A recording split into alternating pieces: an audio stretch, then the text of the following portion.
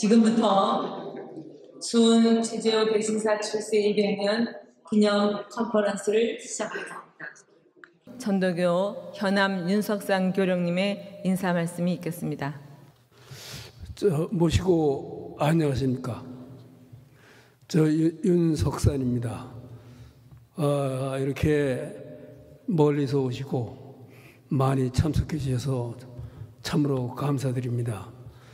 오늘의 컨퍼런스는 그 발표를 하고 약정 토론자가 토론하는 그런 고식적인 그러한 그 컨퍼런스가 아니라 어떤 그 기조 강연과 또 중요한 것들을 발표를 하신 뒤에 사회자에 의해서 좌담 형식으로 전개되는 그러한 그 컨퍼런스가 되겠습니다. 여기서 우리가 얘기하는 것은 회고와 전망 그리고 혁신 이런 문제를 주로 다루고자 합니다. 그래서 오늘 천도교가 사실 정체되어 있고 새로운 혁신이 필요합니다.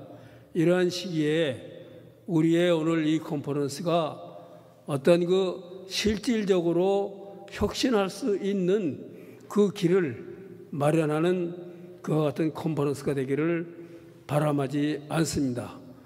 오늘의 컨퍼런스에 참석해 주신 원로 선생님들 김경재 교수님, 김상일 교수님, 정지청 교수님 참으로 감사드립니다. 그리고 이부를 장식할 새로운 혁신의 안을 내놓으실 그 성혜영 교수님, 정경일 교수님, 그리고 유종길 공동대표님, 또 김영희 교수님, 정말 새로운 혁신의 길을 오늘 제시하셔서 천도교가 번쩍 정신이 나가지고 새로운 길로 갈 수 있는 그러한 계기가 되기를 바람하지 않습니다. 감사합니다.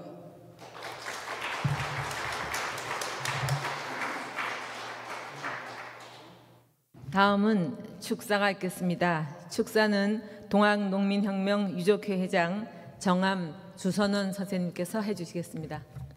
하늘님 모시고 안녕하십니까. 저는 한 대가 30년을 잡으면은 4대 3, 42, 120년 동안을 저희 중조부님이 동학농민혁명에 참여하셔서 집안이 풍비박산한 이래로 오늘에 이르고 있습니다. 오늘 윤석산 천도교 교령님을 모시고 대신사 출세 200년 기념 토론회 개최를 하게 된 것을 진심으로 축하드립니다. 또한 여러 내외 인사를 모시고 이런 뜻깊은 자리가 만들어져서 반갑고 기쁜 마음입니다. 오늘 대회는 연륜과 경륜을 갖춘 원로 숙덕님들과 새로운 지혜의 눈을 갖춘 소장학자들로 조화를 이룬 행사입니다. 행사의 구성면에서나 그리고 함께 얘기를 나누고자 하는 주제의 측면에서나 수은 최재우 대신사 출세 200년의 역사를 회고하고 미래를 전망하는 자리에 걸맞은 중요한 행사가 되기를 바람하지 않습니다. 저는 이 자리에서 실패에 대해서 말씀드리고 싶습니다. 돌이켜보면 동학천도교는 거대한 실패 위에 창도되었습니다. 수은 대신사가 동학천도교를 창도하실 때 하늘님은 선천 5만년 동안 노이무공했다고 하셨습니다. 노력은 했지만 공을 이루지 못했다는 뜻입니다. 그리고 수은 최재우 대신사님을 만나서 성공하게 되었다고 하셨습니다. 그런데 21세기를 지나고 있는 오늘 이 시점에서 전 지구적으로 가장 큰 문제가 되는 기후위기를 겪고 있는 이른바 인류세라고 하는 관점에서 보면은 우리는 또 다른 차원에서 실패가 여전히 지속되고 있는 것은 아닌가 하는 생각을 하게 됩니다. 확실히 인류세의 위기는 인간이 하늘님, 천지 부모와 동귀일체하는 후천 운명을 제대로 일구는데 실패한 데서 비롯된 것이 분명합니다.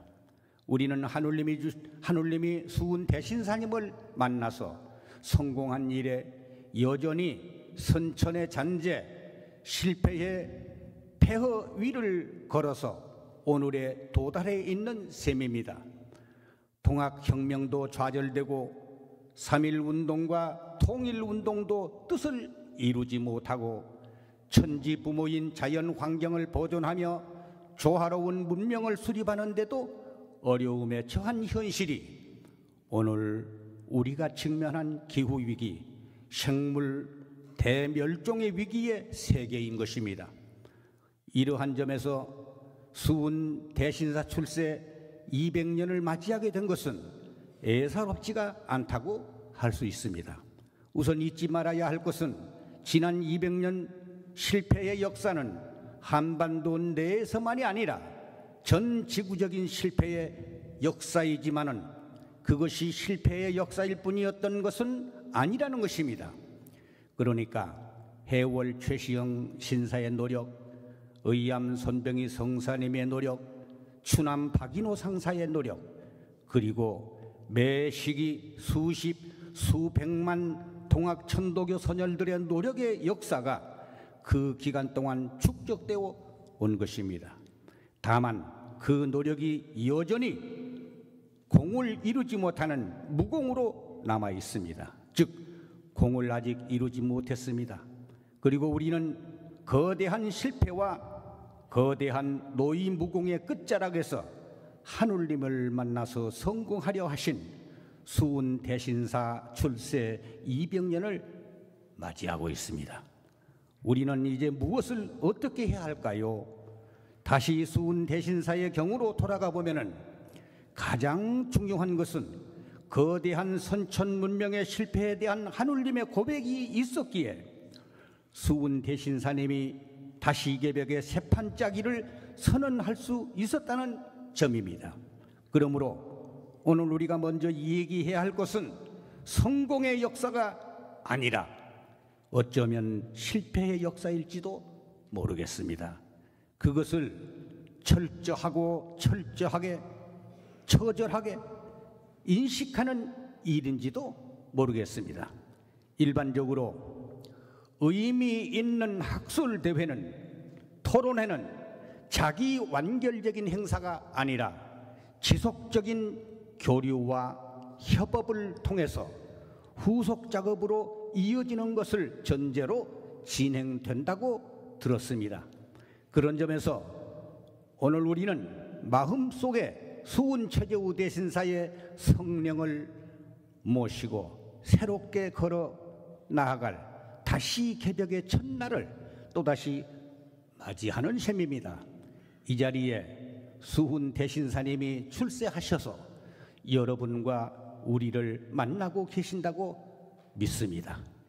이 만남의 즈음에서 이제 이 기념 사업과 학술 토론회를 이끄는 분들이 실패의 역사를 딛고 일어서서 성공으로 향해 나가는 우리의 도정에 이정표를 잘 만들어 주시리라 기대합니다.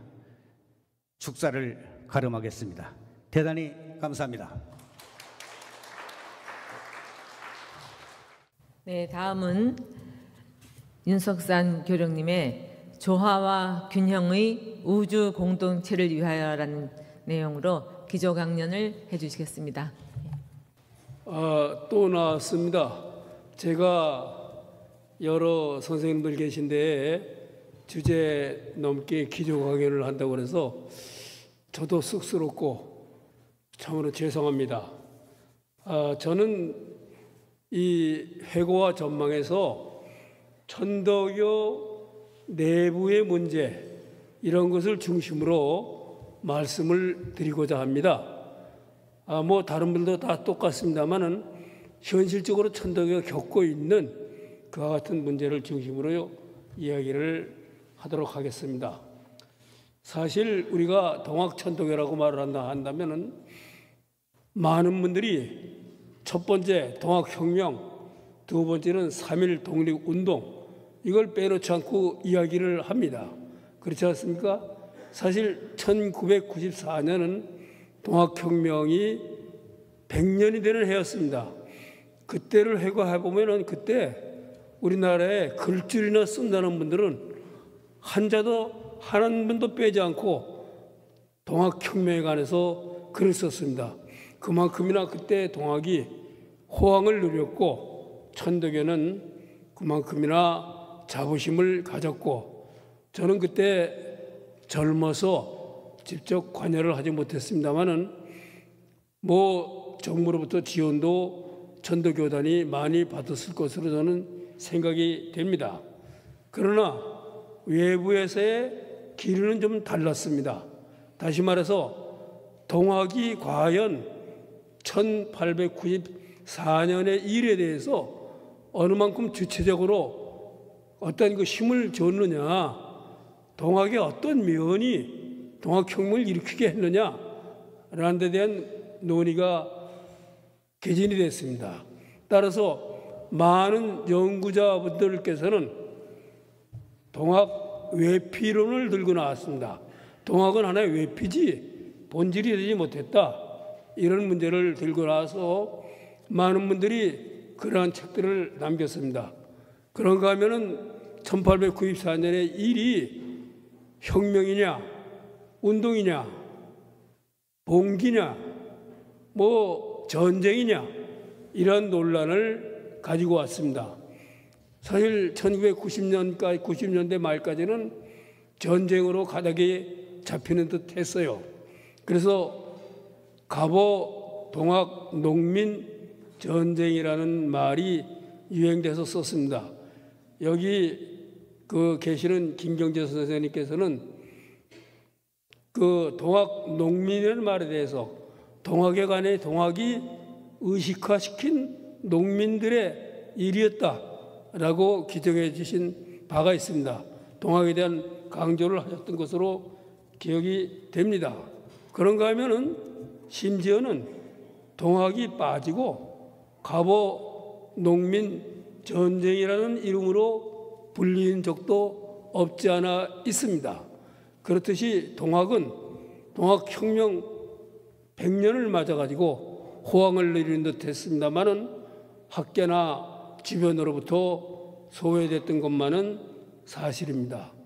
그런 거면 3.1운동에 관해서도 사실 우리가 잘 아다시피 이 대교장을 지으면서 당시에 천도 교인들로부터 성금을 받아서 그것으로서 3.1운동을 준비를 했고, 그 자본으로서 기독교도 같이 연합을 했고 불교도 연합을 했습니다.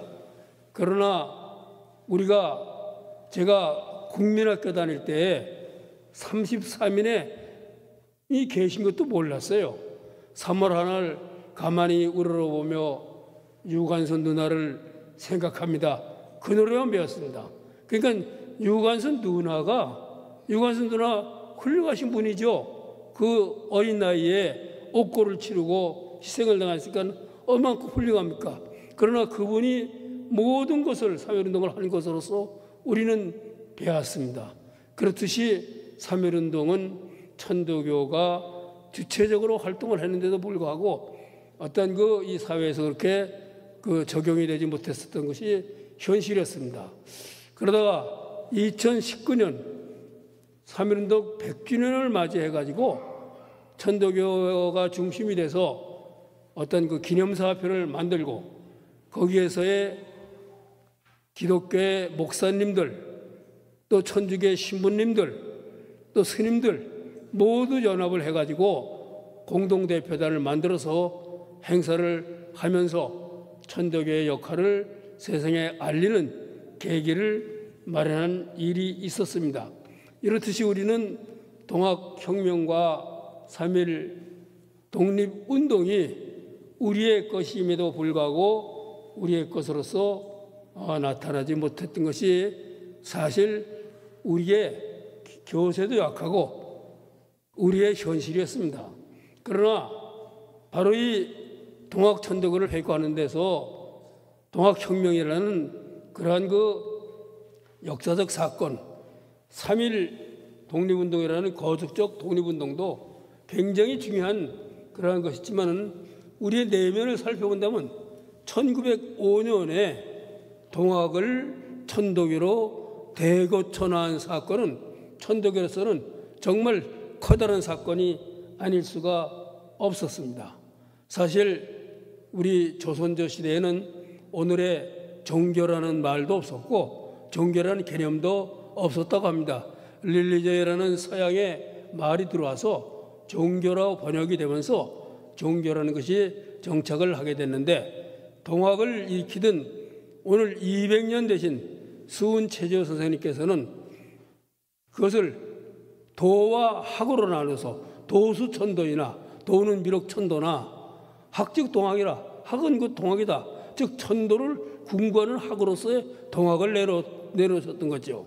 그러던 것을 의암 선병희 선생님께서는 용시용활에 의해 가지고 도와 학을 아우르는 교로서의 천도교를 세상에 대고천화하셨던 겁니다. 바로 이러한 우리 죄송합니다. 이러한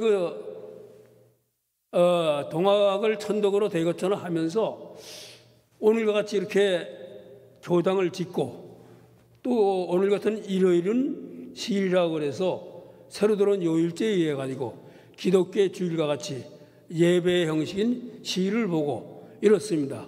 그러다 보니까 동학이 근대에 어떤 문물을 받아서 변질됐구나 라고 생각을 합니다. 1905년에 대고천화를 하고 1906년부터 오간이라는 것을 내놓게 됩니다. 오간이라는 것은 우리가 잘 아다시피 5가지 어떤 종교적 규율을 의미하게 됩니다.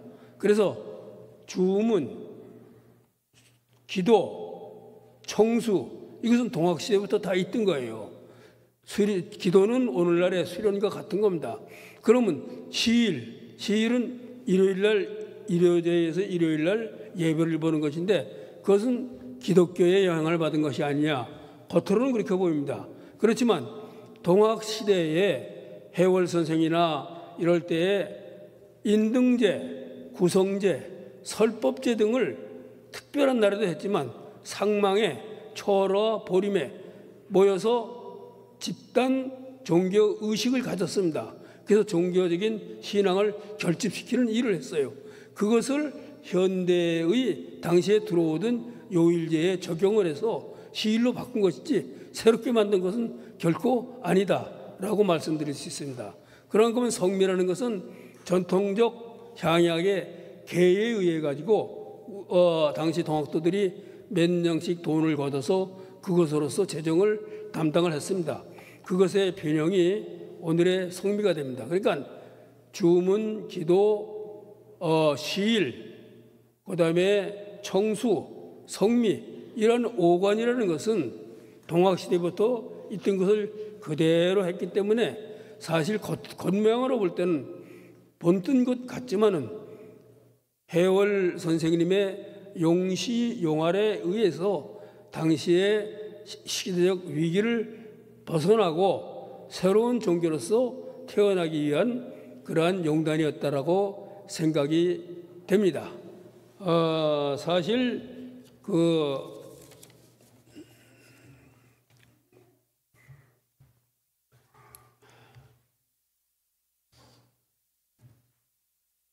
특히 이렇게 오관을 강조한 것은 다른 것이 아니라 기독교나 서양의 종교가 가지고 있는 어떤 타율적인 그러한 신앙의 방법이 아닌 동학 고유의 자율적인 심층적 그러한 수련을 강조하는 그런 것으로서 오관을 시행을 했다고 저는 생각을 합니다.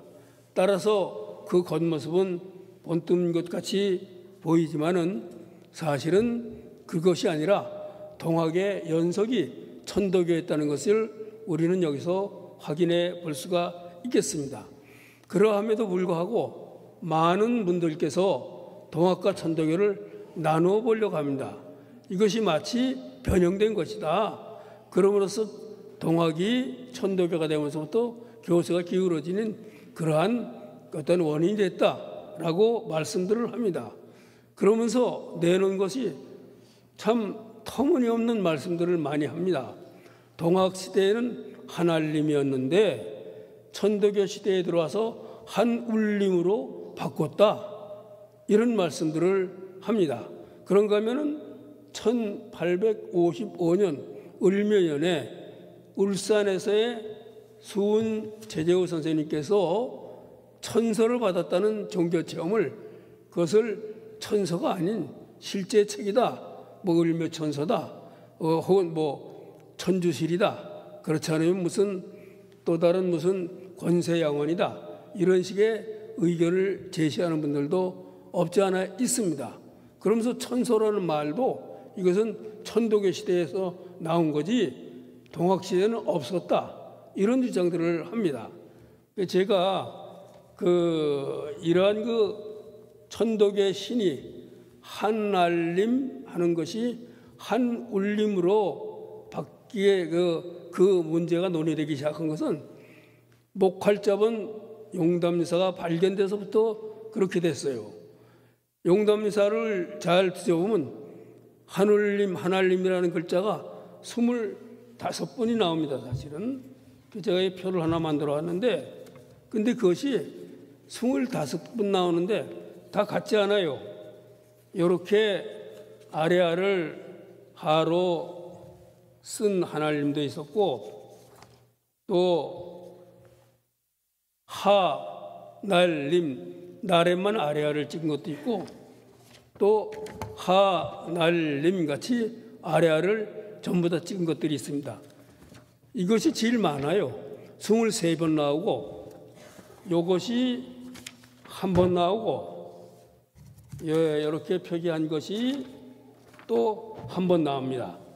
근데 왜 한알림이라고 그러느냐 하는 것을 갖다가 한알림을 왜 한울림이라고 고쳤느냐, 사실 거기에 대해서 많은 고민을 했어요.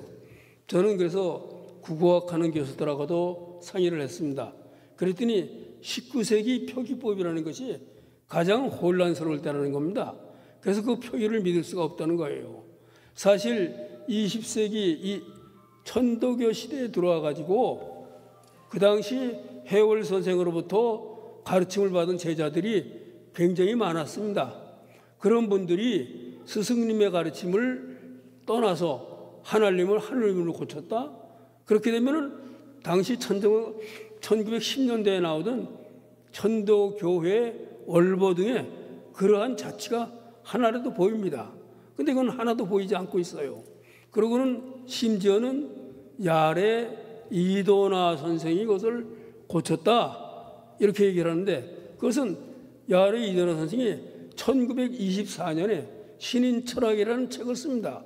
거기에서 왜 한울림인가에 대한 논의를 펼치고 있습니다. 그것은 다시 말해서 우리의 한울림이라는 이름에 대해서 어떻게 합니까? 그것을 논리적으로 펼친 것이지 그분이 만든 것은 결코 아닙니다. 1910년대에 10년 천도교의 월보를 뒤져보면 한우님, 한을림, 한울림 이런 표기들이 나와요. 그런 건 다시 말해서 한알림이라고 표기된 것이 잘못된 표기니까 한울림이란 정상적인 표기로 바로잡는 과정에서 나타나는 현상이라고 저는 생각합니다. 그것이 대체적으로 두 가지에 제가 예를 하나 들겠는데, 하나는 좀 찾아보겠습니다.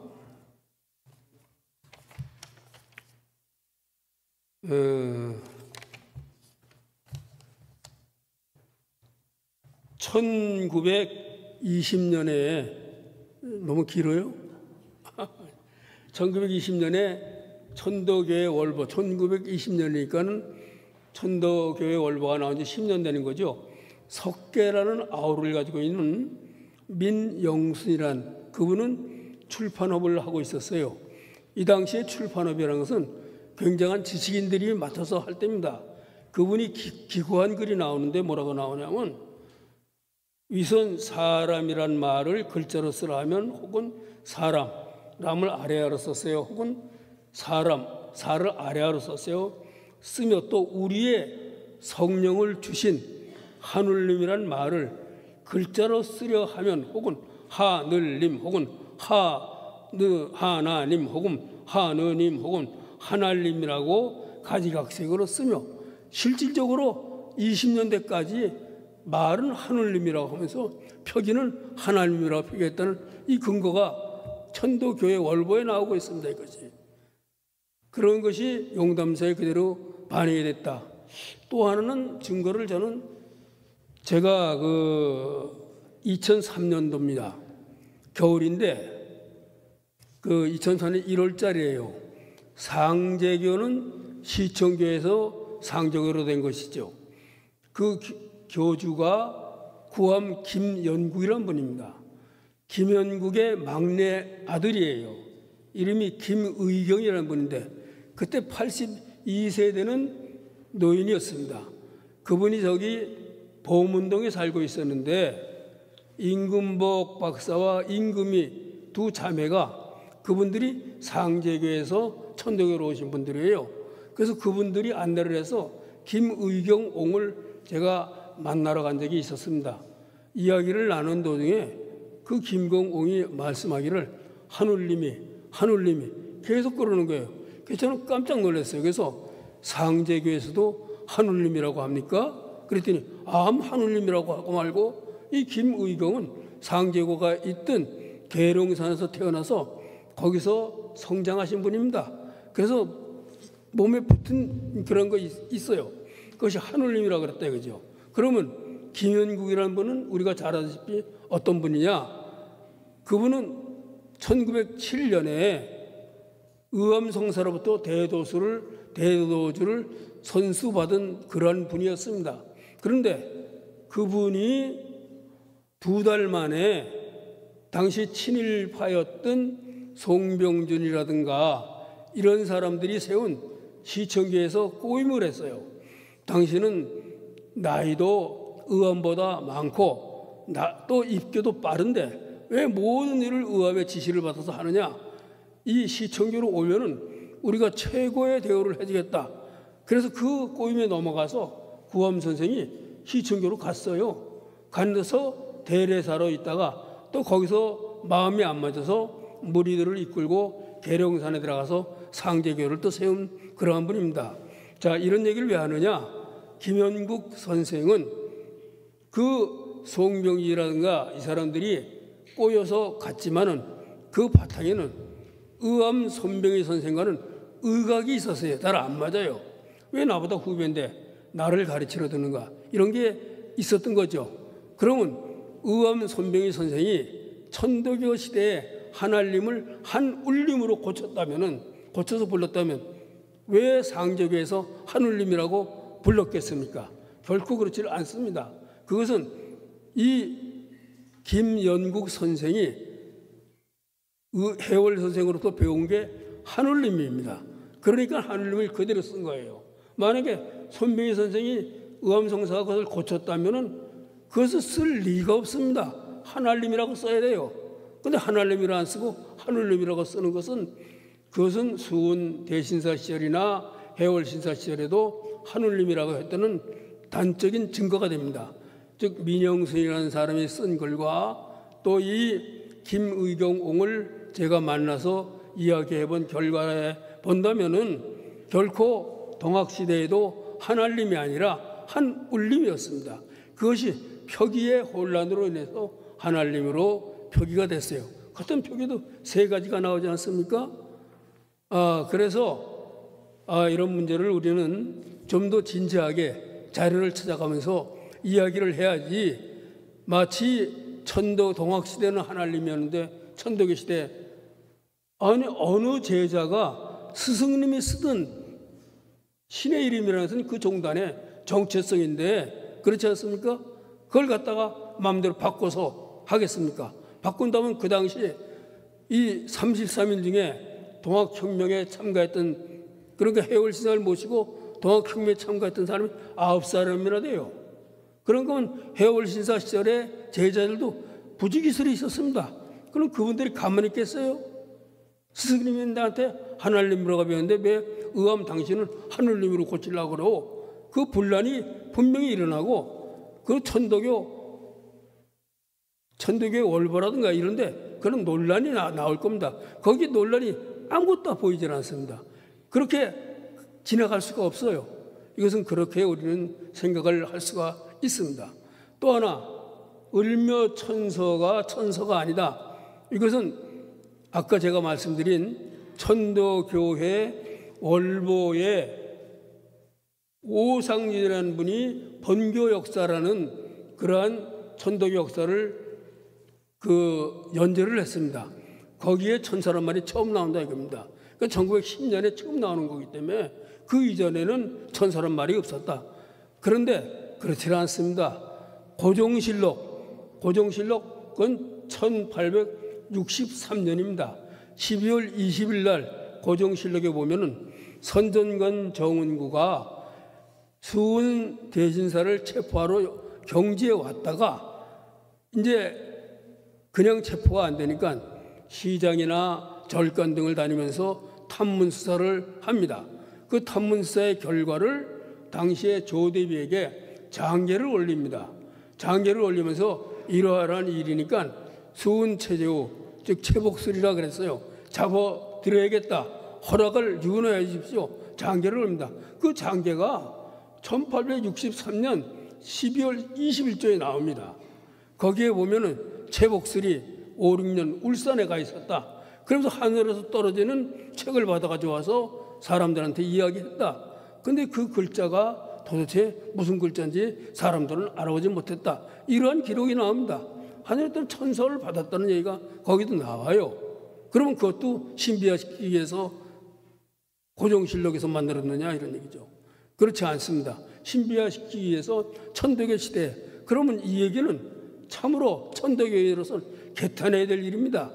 우리 천도교회의 당시 인물들이 우리가 잘 아는 오세창 선생이라든가 권동진이라든가 이종일 선생이라든가 양한목 선생이라든가 이종린 선생이라든가 혁혁한 분들이 계십니다.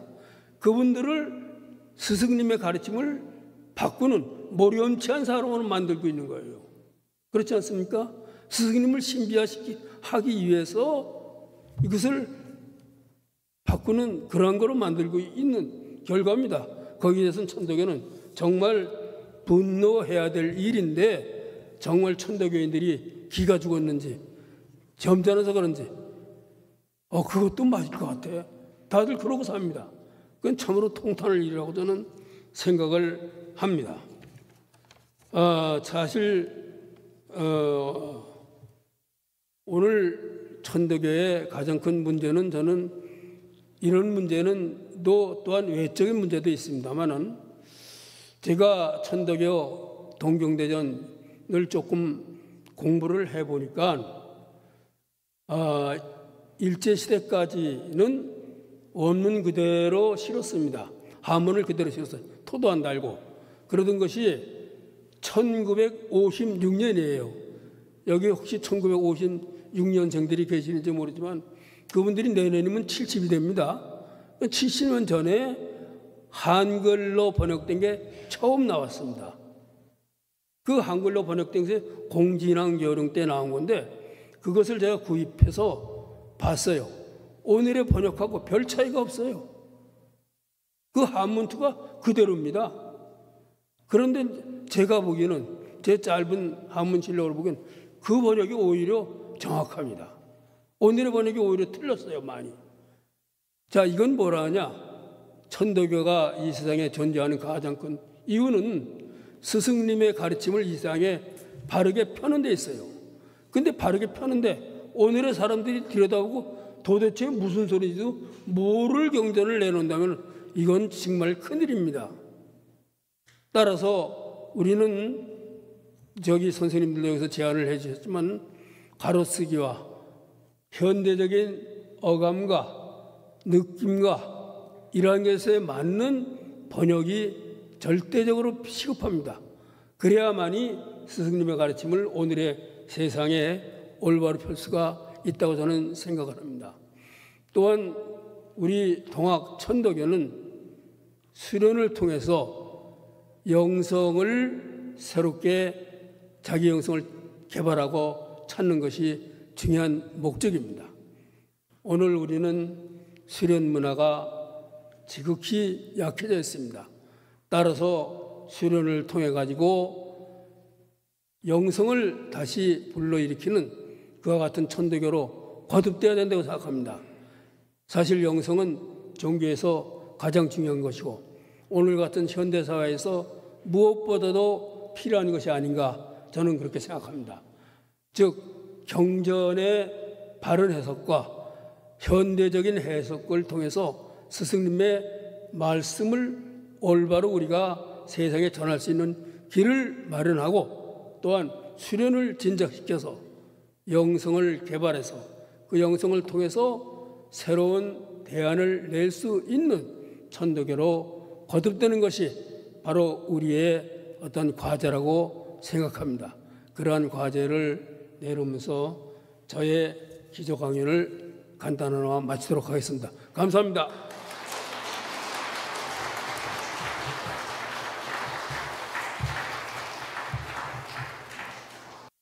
다음은 이제 기조 발제가 있겠습니다. 오늘 기조 발제를 하실 세 분 교수님께서는 앞으로 자리에 앉아 계시는 게 좋겠습니다. 오늘 첫 번 발제를 해주실 교수님은 김경재 교수님인데요. 발제하시기 전에 교수님 소개를 간단하게 드리고 시작하도록 하겠습니다. 첫 번에 발제해 주실 김경재 교수님은 한신대 지금 명예교수로 계십니다. 그리고 한신대 신학과를 졸업하시고 고려대 대학원에서 동양 철학도 전공하시고 또 결국은 네덜란드 유트레이트 대학교에서 철학 박사를 취득하셨습니다.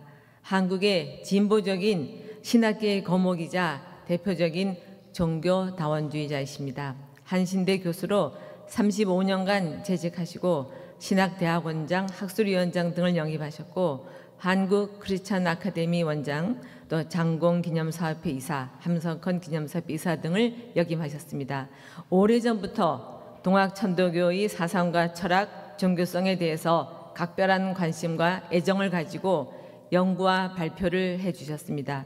특히 50년 전 대신사 출세 150년을 맞이하여 특집으로 발간된 한국 사상 12집 최수은 연구에서 최수은의 신개념을 발표해 주셨는데 오늘날까지 동학천도교 연구자들이 필독하고 있는 논문입니다. 이번 대신사 출세 200년을 맞이하여 정말 귀하게 모셨는데요.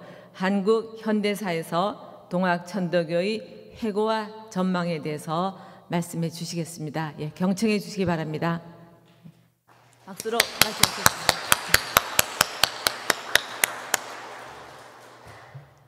여러 이 자리에 참석하신 도인들 그리고 존경하는 여러 레빈 여러분들께 감사를 드리면서 제가 맡은 한 작은 책임을 짧은 시간에 마치려고 합니다. 저에게 주어진 과제는 한국 현대사에서 동학천도교가 무엇을 했느냐, 그 의미가 뭐냐 한번 뒤돌아보고 그리고 앞으로 어땠으면 좋겠느냐 기탄 없이 말을 해라 그런 주문이옵시다. 저는 그래서 1960년부터 지금까지 연대적으로는 약 65년 정도 됩니다만은 우리의 사회 변화가 서양의 600여 년의 변화를 압축해서 나가는 것이기 때문에 많은 일이 있었습니다. 저는 이 동학천도교를 잘 모릅니다만은 그러나 동학천도교를 존경하고 사랑하고 기대하고 공부하면서 천도교 밖에 사람으로서 천도교 울타리 안에 있는 사람이 아니라 밖에 사람으로서 어떻게 천도교를 대했고 만났고 바라고 기대하는가 하는 관점이니까 결례가 되더라도 용서하시기 바랍니다. 제가 보기에는 짧은 지난 한 6, 70년 동안 격통하는 현대사 속에서 동학천도교는 크게 보면 3단계 계단을 걸어 올라왔다 그렇게 봅니다. 제1단계는 1960년에서 70년 말까지에 해당한다고 그렇게 볼 수 있는데요. 아는 대로 우리가 군사 쿠데타 이후에 국가가 주도를 해가지고 소위 우리가 말하는 근대화, 산업화 이런 것을 명문으로 해서 일체의 인간의 존엄성이나 생명가치나 민주주의나 이런 것은 좀 유보해라 이렇게 해놓고 반생명, 비민주, 국가 폭력성을 정당화하는 그런 슬픈 역사를 우리가 갖고 있습니다. 거기에 대한 역사적 평가는 우리 한국 사회의 갈등의 요인이 되고 있습니다만은 저는 목적이 좋으면 수단도 좋아야 한다고 생각하는 사람이기 때문에 그 방법에 있어서는 동의하지 않습니다. 이런 무렵에 제1단계에 샘스럽게 수은 대신사의 그 가르침을 재각성하기 시작했습니다. 다시 말하면 생명가치의 존엄성에 대한 자각이 새삼스럽게 눈뜬 시기라고 볼 수 있습니다. 아까 말한 그런 엄중한 시대적 상황 속에서 옥에 갇히고 불편한 몸을 가진 많은 사람들이 있었지 않았어요? 예를 들면은 지학순 선생이랄지 김재하 선생이랄지 그리고 박재순 선생이랄지 여러분들이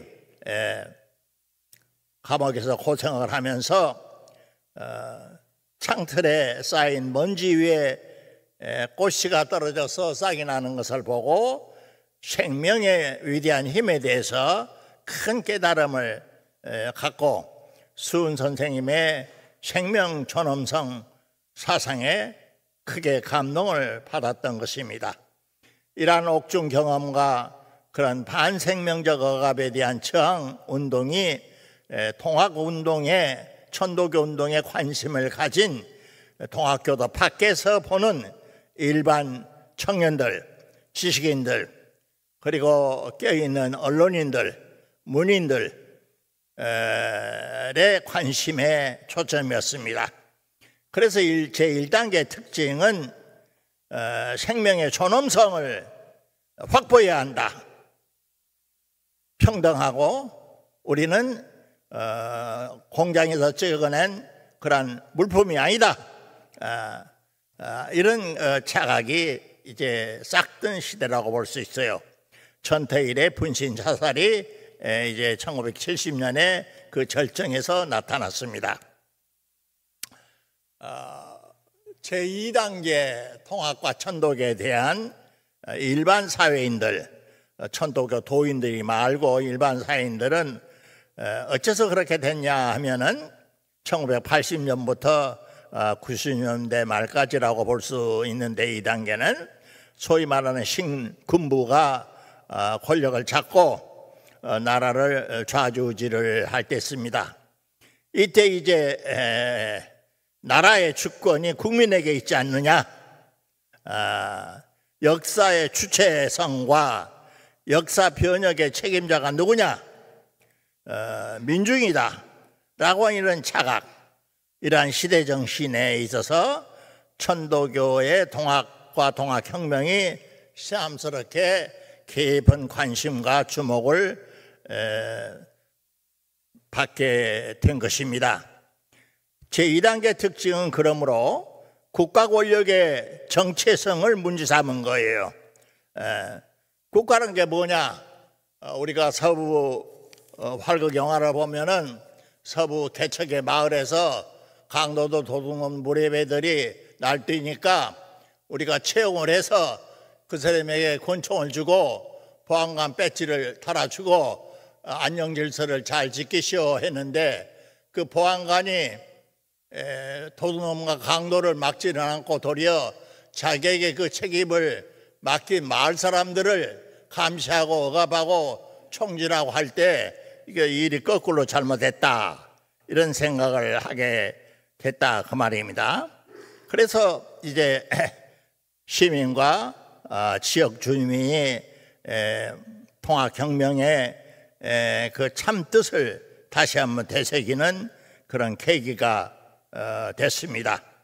때마침 지방자치제도가 자리를 잡아갖고 절대 군주와 같은 대통령도 탄핵을 할 수 있다라는 그런 경험을 이룬 이 시대가 제2단계 특징인데 그때 이제 통합교도 밖의 사람들 저와 같은 사람들 일반 시민들은 통합과 천도교의 종교적인 깊은 신도는 교인은 못 되더라도 이 제2단계의 정신에 크게 공감을 하던 시대입니다. 특별히 이 시대는 저는 그리스도인인데요. 기독교의 민중신학이라는 것이 활발하게 일어나서 온 세계의 주목을 받던 때인데요. 민중신학자였던 안병무, 서남동, 서광선, 한국 카톨릭의 정의구현 사재단, 원불교 관계자들이 모두 이때 바로 이 제2단계 주제 국민이 나라의 주권자다, 역사의 책임자다, 우리가 스스로 자치를 할 수 있다라고 하는 이러한 역사의식이죠. 역사의식에 대해서 크게 감동을 받았습니다. 시간이 없지만 인상 깊게 한마디 예를 준다면은 제가 존경하는 제 은사 중에서 서남동 교수라는 분이 계신데요. 처음에 단과대학에 했던 한국신학대학의 교수로 있다가 연세대학교에 가서 가르치다가 옥중 경험하고 퇴직당해서 이제 교수로서 쫓겨나가지고 저 서대문에 성교교육원이라는 교육원의 원장직을 교단이 맡겼는데요. 제가 그때 조교수인가 부교수 때 서남동 그 원장 사무실에 갔더니 그분은 한국 신학의 안테나라는 별명을 가진 신학자인데요. 그분의 책상 앞에 세계 저명한 국내 저명한 기독교 신학자들의 사진이 걸려 있지 아니하고 압송되어서 끌려가는 전봉준의 사진이 걸려 있는 것을 보고 제가 굉장히 충격을 받았습니다. 그만큼 제2기는 기독교의 민중신학자들에게 큰 영향을 또 관심을 줬던 시대라 그 말씀이 옵시다. 제3단계는 제가 보기에는 이제 1990년대 이후부터 오늘까지인데요. 소위 말하는 문명의 패러다임 전환을 문제 삼는 시대죠. 우리가 머물러 겪은 지금 기회붕괴, 온 지구의 전쟁, 이것의 근본 원인을 사회의 부분적인 계량의 개선 갖고는 안 된다.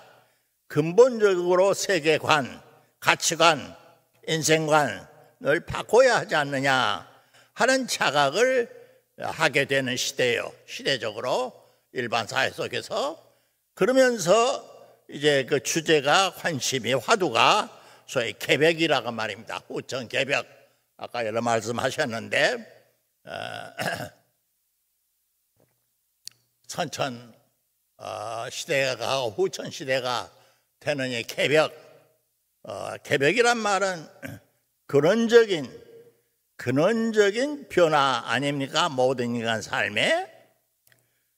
이 후천 개벽 사상을 오늘 바꿔서 말하면은 세계관과 가치관과 인생관과 정치, 경제, 문화, 사회 모든 것을 근본 틀을 다시 바꾸지 않으면 인류가 다 죽는다라는 위기의식이 올 시다. 문학자인 우리 백낙청 선생, 서울대학교에서 핵물리학을 전공하시던 과학자 장혜익 선생, 그리고 여기 같이 앉아 계시는 우리 김상일 철학자, 도올 김용호, 이런 말로서는 많은 껴있는 사람들이 신학자로서는, 젊은 신학자로서는 뭐 이정배, 윤선 등등, 그리고 저 포도 농사 짓는 우리 시골의 김성선 선생께 이르기까지 뭔가 달라지지 않으면 안 된다. 이게 후천 개벽의 제3단계 동학과 천도교가 교단 밖의 사람들에게 준 충격이고 영향이었습니다. 초점을 정리하면은 수은 선생님과 해월 의암 선생님이 왜 존경스러운 관이 두 가지 때문에 그런 거예요. 첫째는 소위 근대화한다. 근대화라는 개념 자체가 서양 사람들이나 일본 사람들이 생각하는 그런 근대화가 아니란 말이에요. 그들의 근대화는 종교도 필요 없고 정신도 필요 없고 모든 것을 산업화하고 기계화하고 물질 문명 발달해서 잘 살면 그것이 근대하고 도시가 커지고 그런 것이 좋다. 그런데 그런 영향을 전혀 받지 않고 서양적 의미에서의 근대화 개념하고는 아무 상관없이 아주 주체적으로 진정한 근대성의 사상과 실천을 이룬다는 점에서 수인이나 해월 선생의 위대성이 있어요. 둘째는 그것을 실천하는 데 있어서 국가의 힘을 빌린다 할지 무슨 제도적인 기구를 앞세운 것이 아니라 자발적으로 아래서부터 생명운동을 일으켜서 나아간다는 그런 주체적인 자의식, 함석헌 용어로 말하면 CR의 자각운동이었다 하는 것이 중요하다고 저는 보고 있습니다. 이러한 면에서 저는 아까 보니까 심고 끝난 다음에 여러분이 주문을 다 올리는 것을 보니까 참 내 마음에 느끼는 점이 참 많은데, 이것이 세계 여러 성학자들과 굉장히 많이 잘 통하고 있다 하는 것을 저는 느낍니다. 이런 지난 한 65년 동안 왜 천도교 밖의 사람들이 동학과 천도교에 관심을 갖고 그런가 하는 이유를 제가 밝혔습니다. 제가 보니까 동경 이 동학에서 내는 잡지에 동학교도가 아니어도 여기에 관심을 갖고 이런 정치, 경제, 사회, 문화 모든 사람들의 명단 200여 명을 제가 확인했습니다마는 그만큼 해방 이후에 지금까지 어떻게 보면은 천도교 동학의 교세가 잦아든 것 같고 조용해진 것 같고 아니 도리어 쇠퇴해진 것 같고 존재성이 드러지지 않는 것 같은데 내곡은 쌓여가서 힘을 기르고 있었다라고 하는 그런 깨달음을 제가 갖게 됩니다. 아까 잠깐 언급을 했습니다마는 제가 딱 50년 전에 순회관을 방문했습니다. 고려대학교 철학과에서 발간하는 철학사상 특집호에 최소한 특집호를 냈는데 신실 선생의 역사에 관해 쓰고 이제 제가 신학대학에 있으니까 동학의 신관에 관해서는 신학대학에 있는 사람이 적절하다 해서 어떻게 원고창탁에 내한테 왔어요. 그때는 아무것도 모르는 때였습니다. 책도 없는 때예요. 지금에 비해서 동학이나 천도교에 대한 자료가 하나도 없는 때예요. 책방에 가도 책학원을 살 수가 없었어요. 동학 천도교에 관해서는. 그래서 고민하다가 그때 처음으로 50년 전에, 딱 50년 전이네요. 바로 이 건물이었던 것 같습니다. 이 건물 사무실에 와서 나가 이런 사람인데 이런 목적으로 왔어. 책 있으면 살 테니까 몇 권이든지 내주시오 했더니 책이 없어요. 2억 원, 신인 철학 이런 거 한두 개밖에 없더라고요. 그대 50년이 지난 오늘 동학과 천도교에 관한 영법적은 산처럼 많이 쌓였습니다. 오늘 와 보니까 경내가 아주 깨끗하고 정리되어 있고 세기가 돌고 서기가 어려서 동학 천도교가 살아났구나, 희망이 있다라고 하는 그런 초짐을 보면서 제가 마음이 대단히 기쁩니다.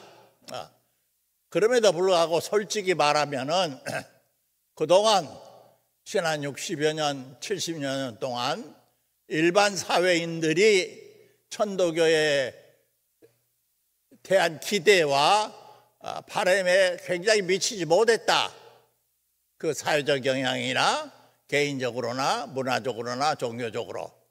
그래서 그러면 어땠으면 좋겠나 하는 것을 이제 제2부 젊은 소정학자들이 더 자세히 말하겠지만 간단히 몇 가지만 언급하고 제 서연을 마치겠습니다.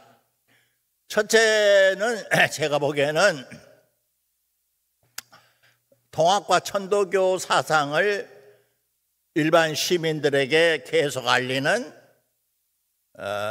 정기 개간지 정도를 빨리 발행했으면 좋겠어요. 물론 지금까지 동학 학보도 있고 동학 연구도 있는 줄 압니다만은 그건 전문 학자들의 논문 연구 발표지가 되지 일반 시민들은 그 접촉할 수가 없습니다. 잡지 이름을 동학 천도교 포럼이라 하든 동학 천도교 총론이라 하든 이름이야 마음대로 붙여도 좋지만은 일반 시민들이나 청년들이 쉽게 접근할 수 있고 서점에 들려서 살 수 있고 이북을 갖고 볼 수 있는 정기 간행물을 빨리 발간하라. 2달에 한 번씩 하면 더 좋지만은 힘이 들면은 1년에 4번은 봄, 여름, 가을, 겨울 그렇게 해야 한다. 기독교의 예를 들면 기독교 사상이라는 것이 7, 80년 동안 계속하고 있어요. 불교면 불교 총론이 있어요. 어지간한 지식인들은 다 그거 사볼 수 있어요. 동학은 접근할 수가 없단 말이에요. 두 번째, 동학 천도교 사상을 끊임없이 새롭게 재해석하는데 크게 더 눈을 떠서 과거 우리 수은 해월 선생, 의암 선생의 위대성을 복송하는 단계를 넘어서서 그와 비슷한 창조적인 세계 사상과 끊임없는 대화와 토론을 하는 그러한 운동을 빨리 펴라 하는 것입니다. 그런 면이 좀 약해요. 내가 볼 때는. 오늘 김사길 선생이 많이 언급하는 것 같습니다만은 예를 들면은 세양의 베르크소기나 와이테드의 새로운 생성론적 실제관과 동학 사상에 대한 더 치열한, 더 자상한 연구가 부족해요. 과학 사상과 대화가 부족해요.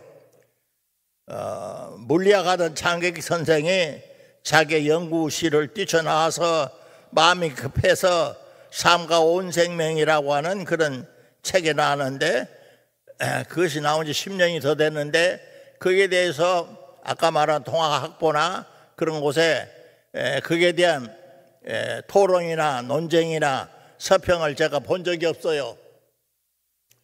이건 동학이 천도교가 자기 집안에 머물러 있다 그 말이요. 잘못하면 우물안개 우리가 된다 그 말이에요.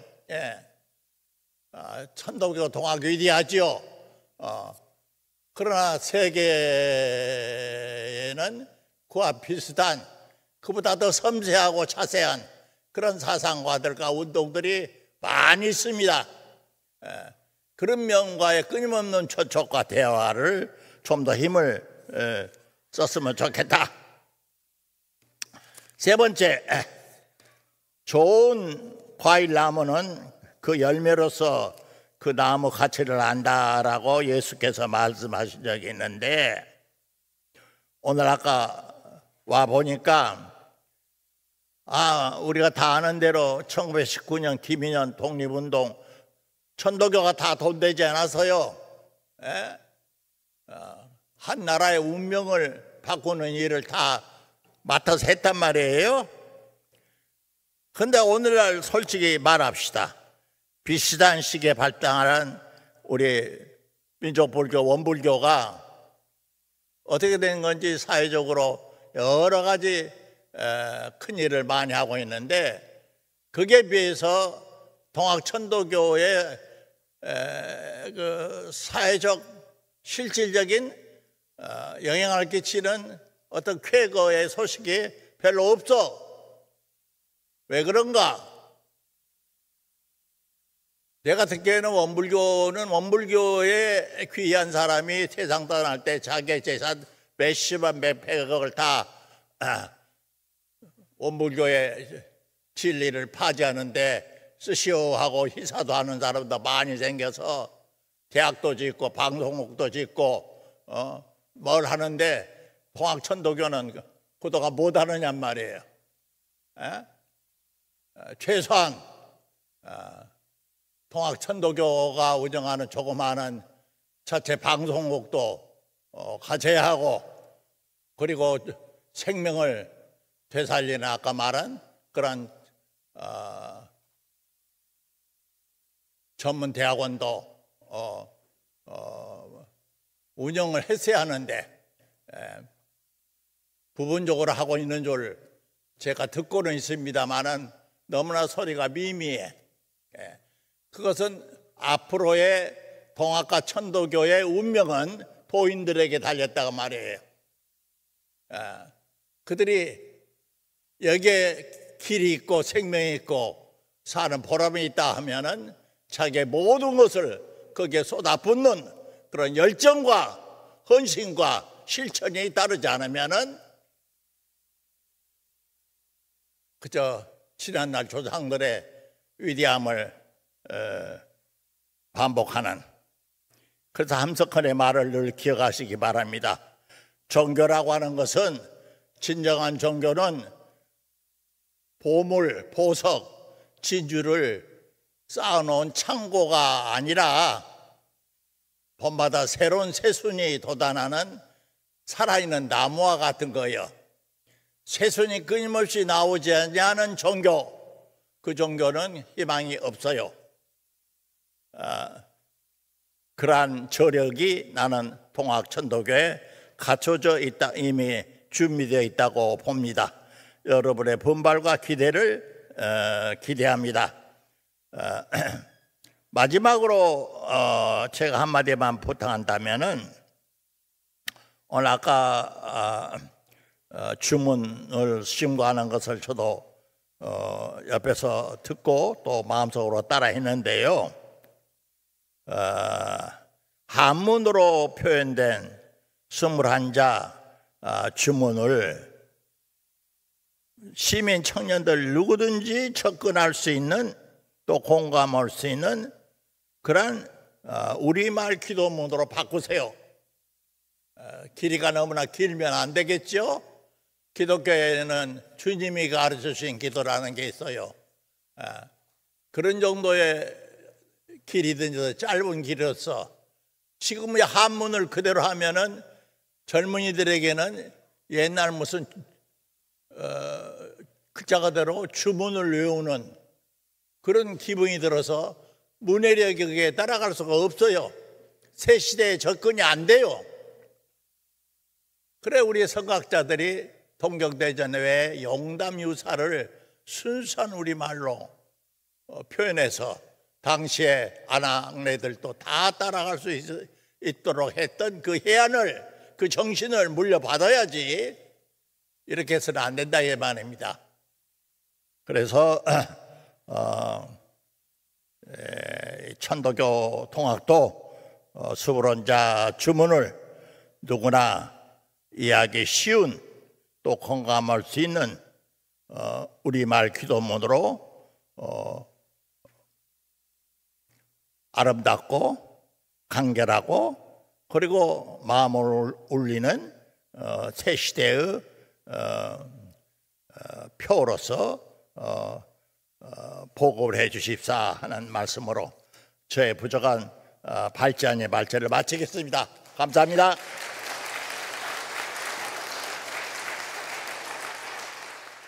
뼈에 새기고 마음에 지녀야 되는 귀한 말씀입니다. 저희들이 오늘 좀 미래의 천도교를 위해 다짐하는 중요한 시간이었던 것 같습니다. 네, 다시 한번 감사드리면서 다음에는 두 번째 시간이 촉박해서요 진행을 빨리 하도록 하겠습니다. 발표해 주실 분은 김상일 교수님인데요. 전 한신대 철학과 교수님이셨고 이제 양력을 대충 말씀드리면 연세대 신학과 졸업하시고 학사와 석사를 하셨습니다. 그리고 성균관대학교에서 유학대학원에서 동양철학 석사를 하셨습니다. 미국 필리스 대학 석사를 하시고 클레어몬트 대학 대학원에서 과정철학과 한국사상을 전공하여 철학박사 학위를 취득하셨습니다. 한신대 철학과 교수로 재직하시고 은퇴 후 미국 클레어몬트 대학에서 과정사상연구소 코리아 프로젝트 디렉터로 연구에 종사해 오셨습니다. 많은 책을 쓰셨는데요. 특히 동학과 신서학, 수은고 하이트헤드 등의 저술을 통해서 신과학과 과정철학 등 동학에 대한 새로운 접근 방법과 다양한 해석을 통해서 동학의 현대화, 동학의 세계화를 추구하고 계십니다. 최근 며칠 전에 미국에서 귀국하셨는데요. 최첨단을 달리는 동학을 말한다라는 내용으로 말씀해 주시겠습니다. 경청해 주시기 바랍니다. 박수로.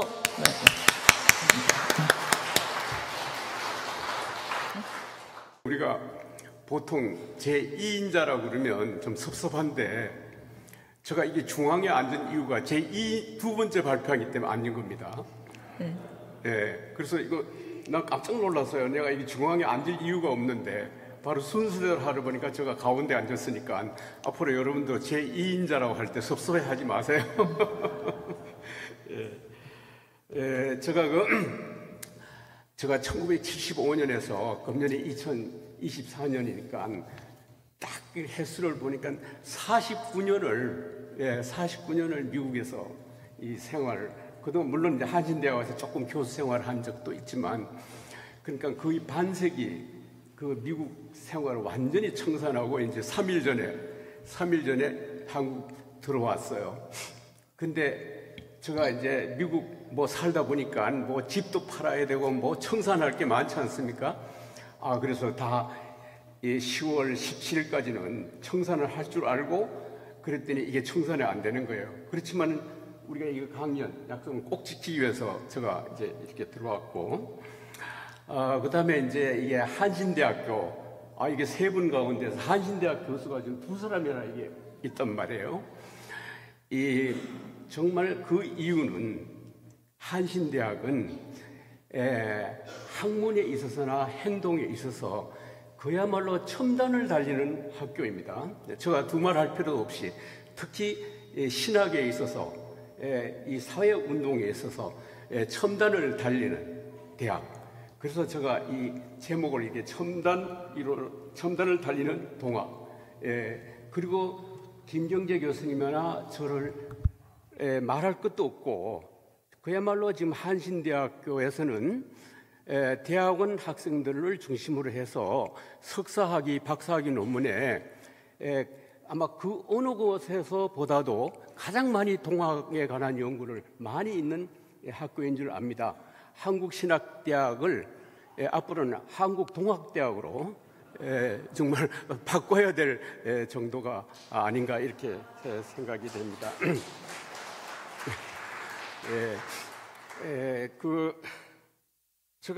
오늘 제가 얘기하려고 하는 내용은 아주 간단하고 이 그림들로 다 나타나 있습니다.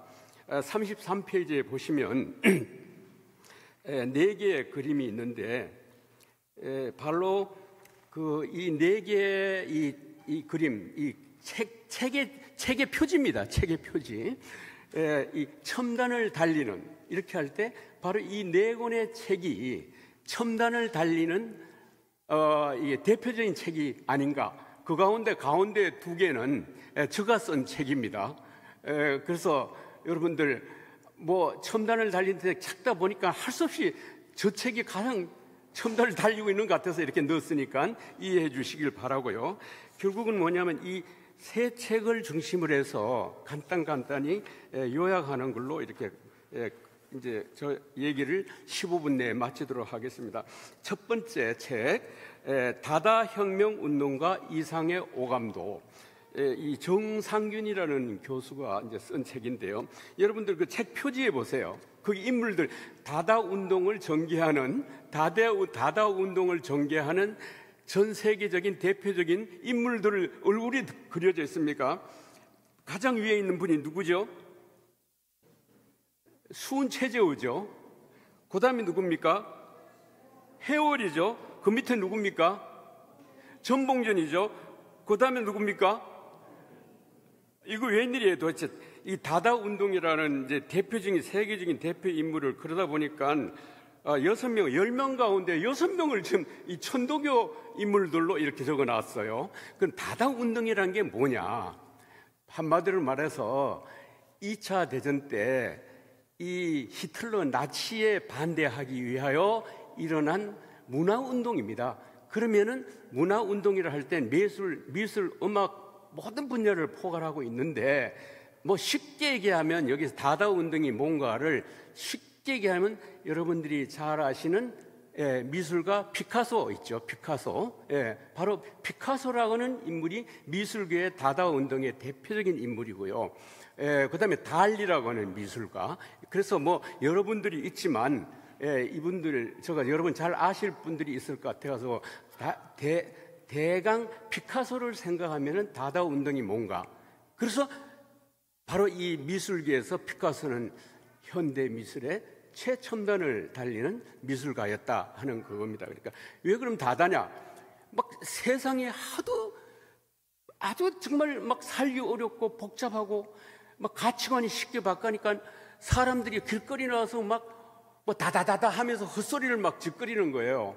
그래서 다다 운동이라고 다다이즘이라고는 말이 붙은 거예요. 하나 어려운 거 없습니다. 그러니까 이건 마치 구한말 때 정말 막 이 외놈들 양 할 것 없이 막 밀려들어오고 그다음에 사회 속에서의 이 계급 문제, 그다음에 민족 문제, 막 그 복잡한 상황에서 사람들이 막 속이 터서 막 견딜 수가 없어서 길거리에 뛰어나와가지고 막 다다다다 외쳤다. 그럼 이게 여러분들 우리 그 당시 동학운동이 일어날 사회 분야하고 뭐가 다르겠습니까? 그래서 바로 이제 이러한 다다 운동에 여러분들이 뭐 우리 학자들 가운데서 이 동학 사상을 이 다다 운동하고 연관시켜서 쓴 논문들이 있은지 모르지만 정상균 교수님의 이 책은 아무튼 이 전 세계적으로 이 다다 운동이 일어나던 시대하고 이 동학이 일어나는 시대하고 거기가 시간이니까 거의 같아요. 그러니까 여기에 연관시켜서 쓴 논문들과 연구가 얼마나 나온 줄을 모르지만 앞으로 이렇게 연관을 시켜서 이 동학을 연구할 필요도 있다 하는 그런 생각이 들고요. 그리고 이 책을 보시면은 이제 이 자세하게 다다 운동과 동학 운동과의 관계를 알 수 있고요. 그다음에 보세요. 맨 밑에 그 사진에 맨 밑에 줄에 보면 가운데 누굽니까 이분이? 이상이죠, 이상. 예, 이상이에요. 오감도를 쓴 이상. 그러니까 가장 그 현대시 가운데서 정말 그 이상한 존재. 지금도 뭐냐면 그의 시를 해독을 할 수 없는, 바로 이상은 뭐 시도 대부분이 일본말로 썼고 경기 공전을 나와가지고 일제 그 이 총독부의 건축 기사로 들어가서 일도 했고, 그다음에 드디어는 뭐냐면은 내가 다다를 연구해야 되겠다고 해서 폐기력, 오기, 말기 막 각혈을 하면서 일본에 건너갔다가 결국은 뭐냐면은 그 하숙집에서 밖에 나오지를 않는 거예요. 그래서 일제가 일본 경찰이 끌고 가가지고 이놈 수상한 불령 선인이라 그랬습니다. 그러니까 조선 사람 가운데서 만주나 일본에서 좀 이렇게 수상해 보이는 사람은 불령 선인이라고 했어요. 불령 선인을 몰려가지고는 결국은 뭐냐면은 감옥에서 있다가 그만 거기서 각혈을 토하고 죽고, 그 부인 변동님이 그 시체를 가져왔고, 여러분 잘 아신 대로 변동님은 나중에 이제 김환기 씨, 미술가 김환기의 이 부인이 되죠.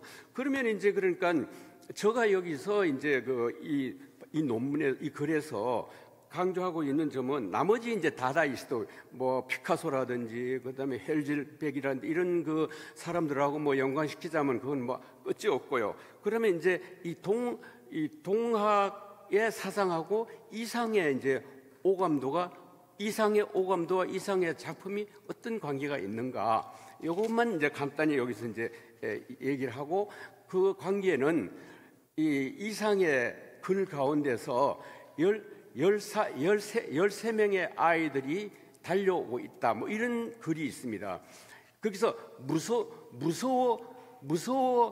무서운 아이들과 무서워하는 아이, 그 시대에 막 벌벌 떨면서 막 너무 시대가 두렵고 공포스러워서 말이죠, 막 벌벌 떨고 있는 아이들이 있는가 하면, 한편에는 그다음에 무서움을 주는 아이들이 있어요.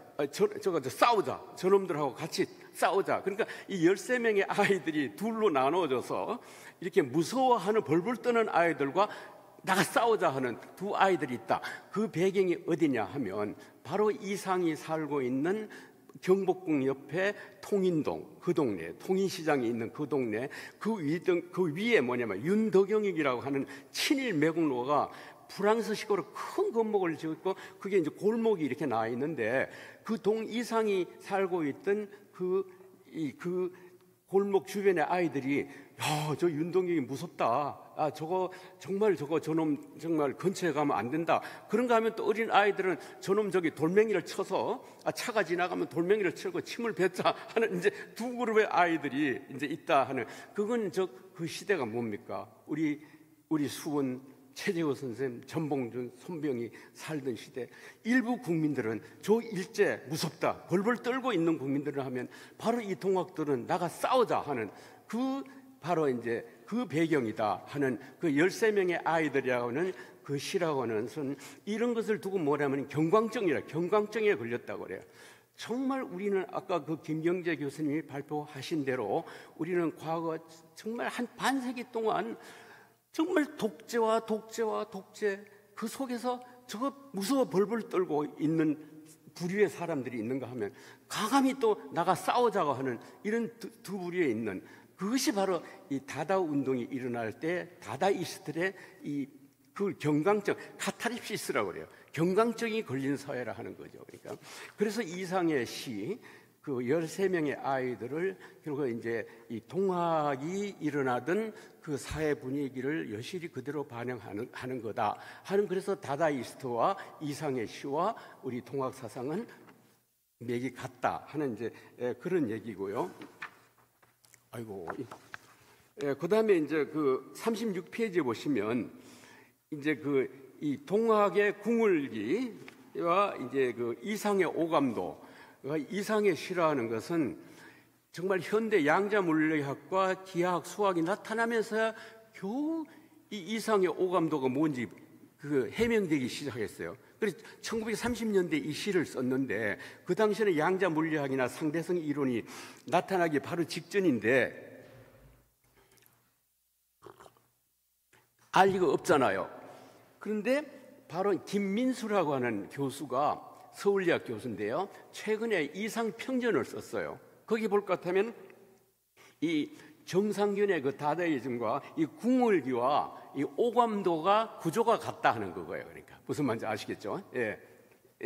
아주 요점은 그거예요. 그러니까 결국은 그러니까 이거는 김민수 교수의 것 같으면 오늘날 우리 시대는 AI 시대, 제4 산업 시대는 0과 1이라고 하는 제로와 원이라는, 결국 따지면 이 두 디지털이 움직여서 결국은 이제 이 지금 컴퓨터도 돌아가고 이게 모든 구조가 회로가 바뀌는데, 바로 그 AI 시대의 디지털 그 구조와 궁궐기가 같고, 그것이 이제 이 이상의 이제 오감도가 같고, 바로 이러한 사상은 다다이스트들이 벌써 그 당시에 여러 가지 시나 그다음에 미술이나 음악이나 그런 걸 통해서 이제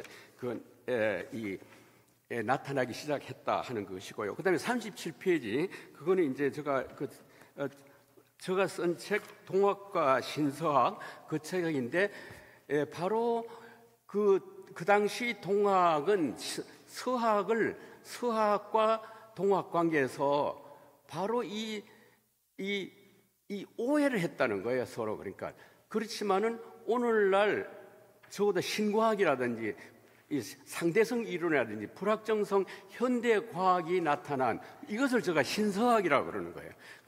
그런 신서학적 입장에서 보았을 때는 바로 뭐냐면 동학하고 하나도 이 부조화를 이룰 이유가 없다 하는 그거예요. 이게 이 동학과 이 신서학, 뭐 수은과 화이트헤드, 이건 전부 다가 이제 제가 미국에서 교육을 받는 도중에 이제 미국에서 이 한국 동학을 바라보면서 이제 쓴 책이죠. 그러니까 그때 뭐냐면은 이 신서학이라고 하는, 그러니까 최첨단을 달리는 그 두 가지 이론으로서 하나는 화이트헤드의 과정 철학과 그다음에 초인격 트랜스퍼스널 사이콜로지, 여기 계신 경월 선생님께서 오래간만에 뵙게 되는데, 한 20년 전에 이 책이 나왔을 때 제가 동학 이 초청을 받아서 할 때마다 사실은 그때 이 강연을 했어요. 그러니까 이 동학과 신서학에 대해서요. 뭐 기억을 하실지 모르지만 아무튼 그런 점에서 서양의 최첨단을 달리는 이러한 이론과 이 동학하고는 한 점 빈틈없이 일치한다. 그것이 이제 두 번째 동학과 신서학이라는 그 책의 이제 의미고요. 그다음에 이제 세 번째 이 동학과 신서학에 보면은 거기에 이제 그림이 존 컵이라고 하는 위에 있는 사진이죠. 그다음에 우리 수은 선생님, 그다음에 정말 200주년 탄생 기념일에 정말 수은 선생님이 이 그림을 볼 때 이놈 좀 황망당한 소리 하지 마라 하실지 잘했다고 하실지는 잘 모르겠어요. 아무튼 존 컵이라는 과정철학, 세계적인 과정신학자, 그다음에 이제 가운데 우리 수문 대신사, 그다음 맨 밑에는 이제 트랜스퍼스널 심리학자 켄 윌버, 이렇게 세 사람이에요. 그러니까 한마디로 말해서 이제 저는 이 최첨단 이론이라고 본 거죠. 그다음에 이제 수은과 화이트헤드, 이 책은 왼쪽에는 이제 이 수은 선생님과 오른쪽에는 화이트헤드 사진이 있어요. 잘 안 보이는데, 그러면서 이제 시천주 조화정 영세불망 만사지 직위금지 원의정, 이 글자를 잘 보세요. 그러면은 이제 이 책은 뭐냐면 오늘날 신학에서의 최첨단 이론은 주로 우리 한신대학교 우리 김경재 교수님을 중심으로 해서 한신대학에서 이제 전개되는 신학관이죠. 그건 하야말로 지금 오늘날 종교와 신학에서 가장 큰 문제는 신관에 있어서 인격신과 비인격신, 그것도 인격신이 뭐냐 비인격신이 뭐냐, 인격신이라는 건 기독교인들이 믿는 것 같이 막 신을 갖다 뭐 살아있는 사람같이 생각할 때 그건 그냥 인격신이라고 그래요. 그 반대로 뭐 무다, 자연이다, 뭐 브라하먼이다 이러면 어떤 인격적인 존재가 아니고 뭐 사람의 성격이 전혀 없는 그러한 것을 궁극적이라 생각한 걸 비인격적이라고 하는 거예요. 그러니까 그러면 결국은 두 개 가운데 어느 것이 옳고 그러냐 하면은 두 개가 다 옳은 신관이에요. 우리 마음 속에, 우리의 영성 속에 이 두 측면이 다 있어요. 근데 기독교는 이것만 만족시켜, 인격신. 그 다음에 이런 동양 종교는 또 이쪽만 만족시켜.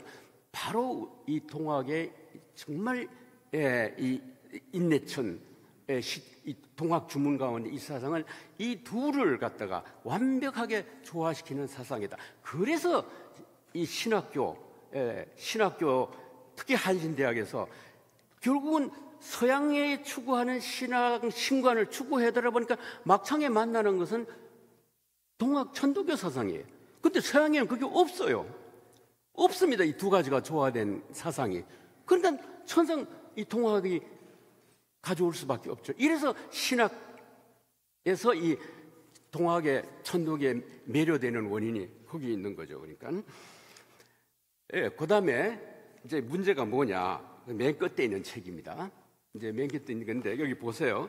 뭐 이 스피릿, 키, 멀티튜드 뭐 이렇게 적어놨는데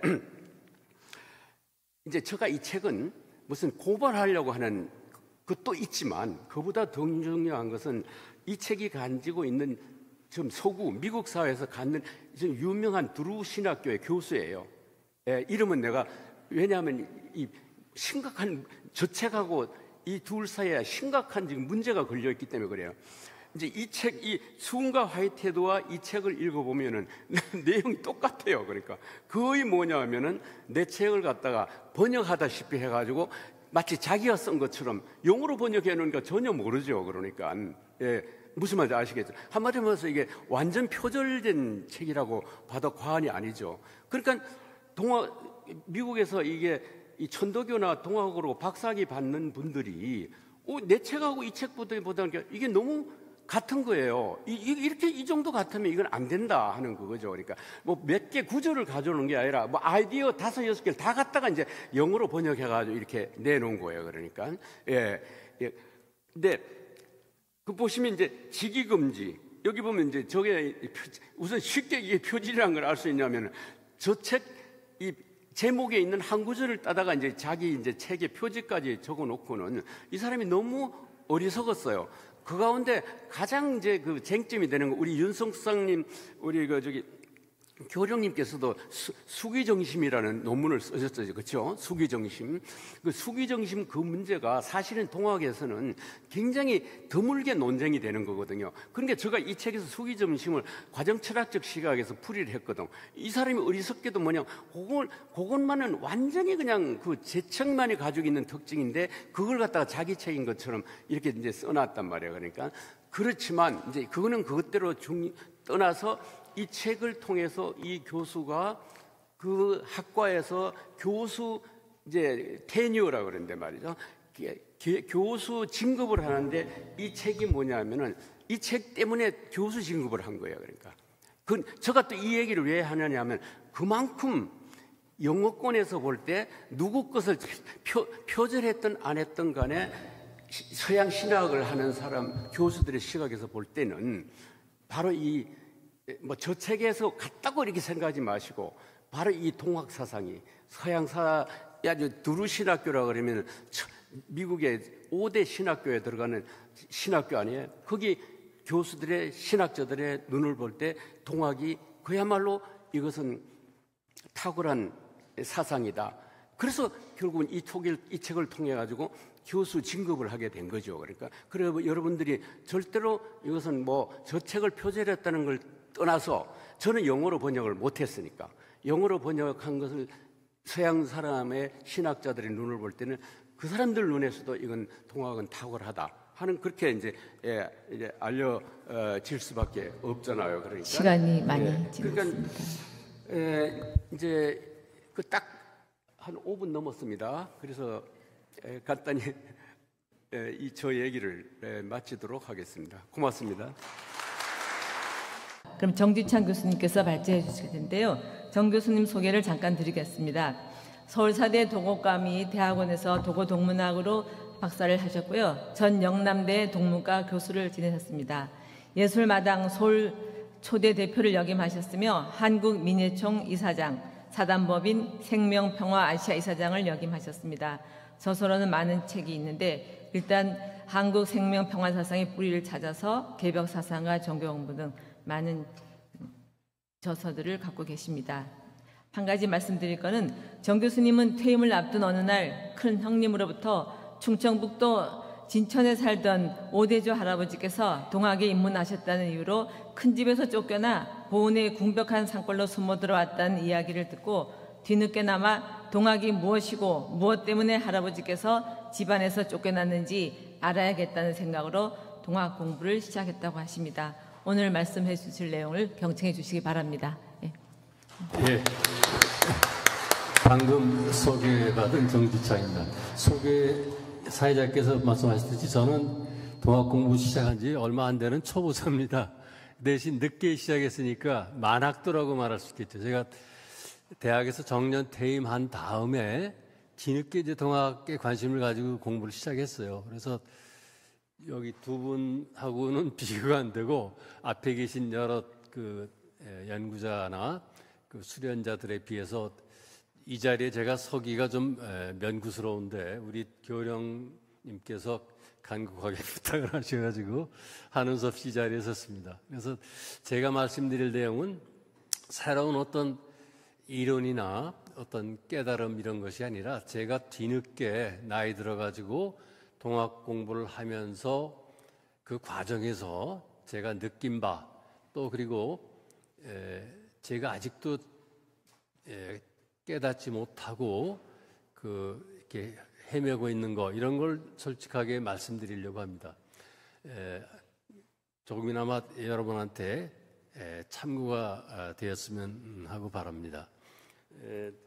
조금 전에 사회자께서 말씀하셨듯이 제가 동학에 관심을 가지고 공부하게 된 것은 2012년 제가 정년 퇴임을 그때 했는데 그 무렵에서 저희 큰형님한테서 그런 얘기를 들었어요. 저희 오대조 할아버지께서 동학에 입도를 하셔가지고 그 당시에는 그게 금기의 영역 아닙니까? 그래서 큰 집에서 너 집안 망칠 놈이다 그래가지고 쫓겨났대요, 이 양반이. 그래서 갈 데가 없어가지고 자기 처갓집으로 이제 갔다가 거기서도 아마 신변의 위협을 느끼셨는지 그 깊은 산골로 이제 숨어들었어요. 그게 제가 태어난 곳입니다. 그게 충청북도 보은군 해남면 사읍리 이렇게 돼 있는데 아주 산골이에요. 지금은 이제 대전에서 한 40리 정도 떨어진 게 되고 요즘은 이제 차도 다니고 길도 뚫렸습니다만 제가 어릴 때만 해도 아주 궁벽한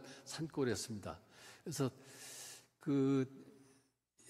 따져보니까 저희 오대조 할아버님이 글로 오신 지가 한 100년도 넘으셨는데 그 후에 물론 1894년 갑오 동학농민혁명 같은 게 있었죠. 근데 그 후에 100년이 지나는데도 집안에서 그걸 일체 얘기를 안 해준 겁니다. 그러니까 쉬쉬하고 그 얘기하면은 뭔가 후손들한테 혹시 피해가 있을까 봐서 얘기를 안 한 거죠. 아까 주선현 유족회장님도 말씀하셨지만은 우리 한국 근대사에서 동학농민혁명이라는 건 굉장한 그 어떤 트라우마 같은 거 아닙니까? 그래서 거기에 연루된 사람들은 30마리 죽고 그랬다는 거 아닙니까? 역사가 보면은.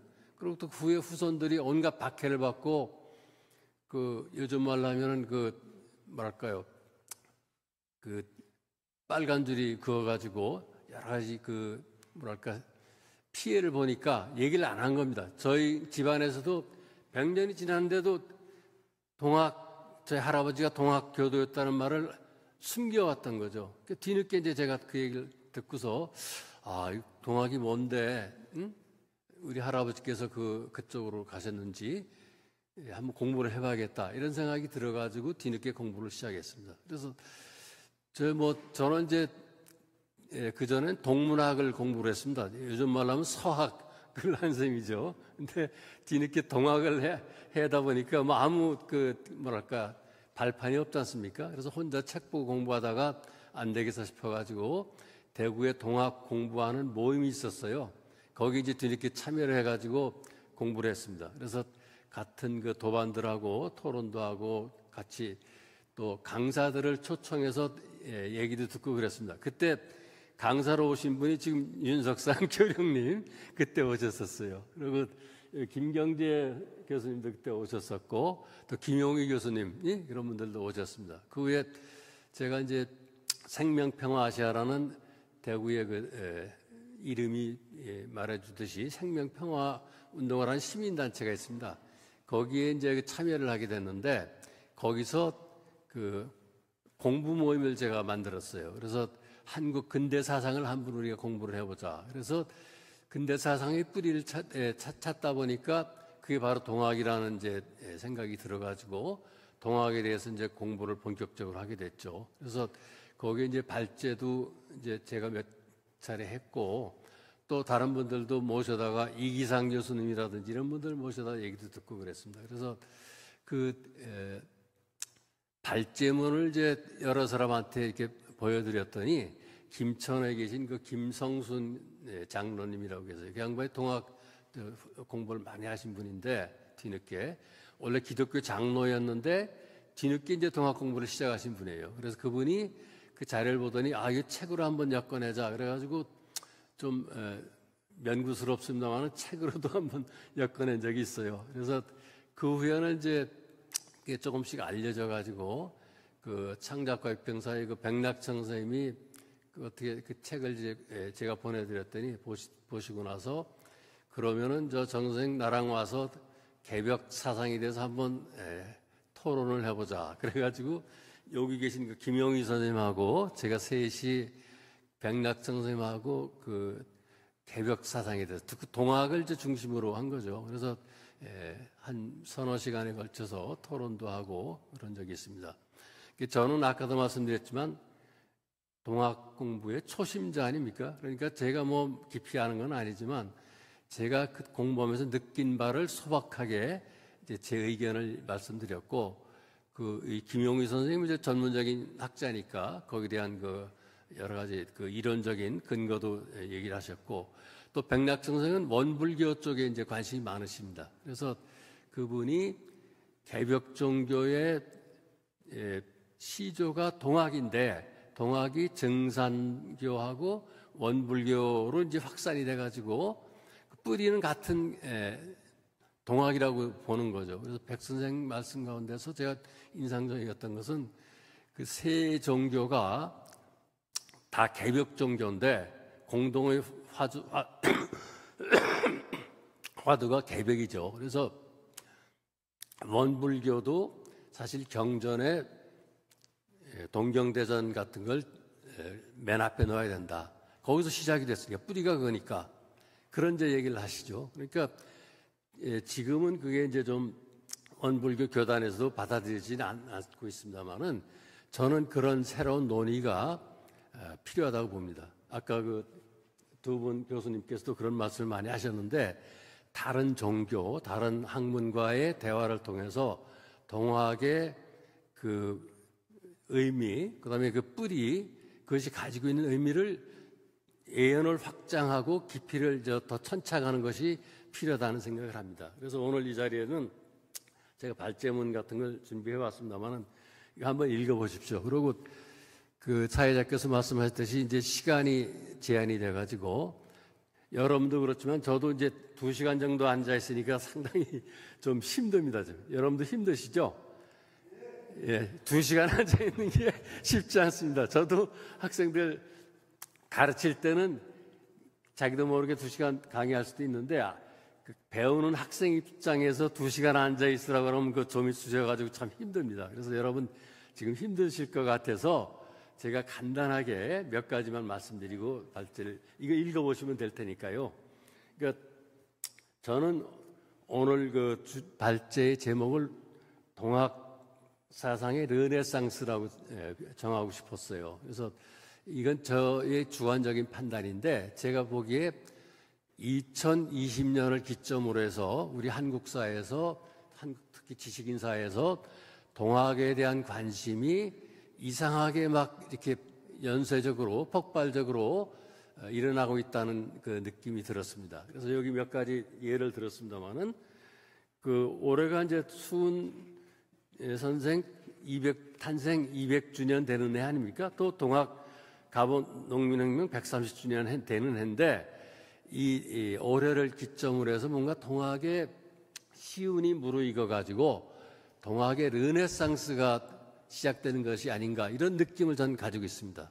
여러분 어떻게 생각하는지 모르시겠습니다만은 그래서 그 여러 가지 요 43페이지 보면은 제가 그 증거를 이제 쭉 드러놨습니다. 뭐냐면 그 백낙청생이 그 개벽사상과 종교 공부라는 이제 책을 내신 것이 있고요.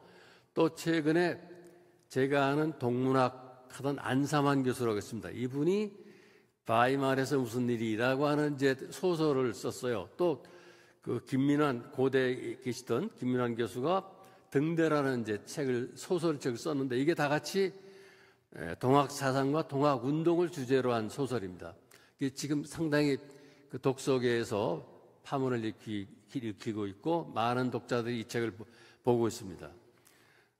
그다음에 우리가 잘 아는 그 도올 김용옥 선생이 그 동경대전 해석서 같은 걸 또 그다음에 용담사 해설서를 써냈지 않습니까? 이것도 많은 독자들이 보고 동학에 대한 관심을 새롭게 다지고 있죠.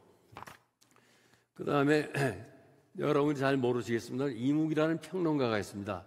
이분이 동학 공부를 오래 했어요. 수십 년간 했습니다.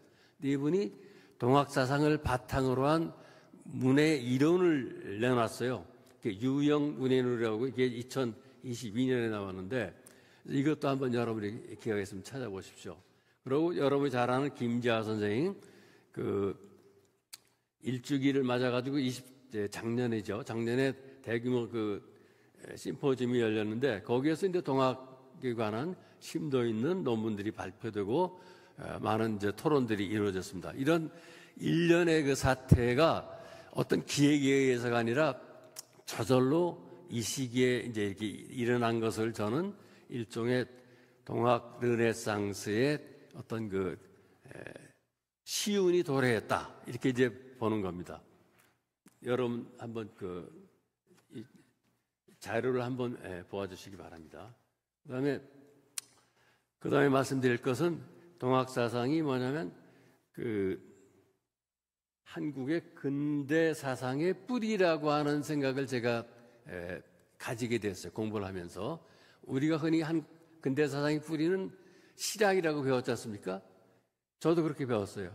국사 교과서에도 아마 그렇게 기록이 돼 있을 겁니다. 근데 제가 공부를 해보니까 진정한 한국 근대 사상의 뿌리는 동학이라는 거죠. 그러니까 실학은 유학의 한 일파일 뿐이지 근대적인 어떤 사상의 근원이라고 볼 수는 없다는 겁니다. 그러니까 이건 여러 학자들이 논증을 하고 있는데 김용옥 선생이라든지 여러 실학에 대해서 비판적인 시각들이 있습니다. 이것도 한번 읽어보십시오. 여기 제가 일일이 설명은 안 드리겠습니다. 그다음에 그 한국 생명평화 사상의 뿌리가 바로 동학이라고 저는 생각을 합니다. 아까 여러분들이 말씀하셨습니다만 우리 오늘날 인류 문명이 위기에 처해 있다는 의식은 다 가지고 있지 않습니까? 근데 거기에 그걸 헤쳐나갈 어떤 새로운 화두가 필요한데 그것이 저는 그 동학의 평화 사상에 이미 들어있다고 생각을 합니다. 그래서 이 김춘성 여기 상주 선도사님이 계시는데 이분이 쓴 책을 제가 읽고 많은 공부를 깨우침을 얻었습니다. 이분이 쓴 책에 보면은 그 해월 최시영과 동학사상 이게 1999년에 나온 책인데요. 여기 보면은 그 해월의 사상이 에코페미니즘이다. 그다음에 천지 부모 법설을 비롯한 그런 삼경사상, 양천주 이런 것 법설들이 제가 보기에는 성경의 산상순이나 시편에 못지않은 그 시적 그 울림을 가지고 있어요.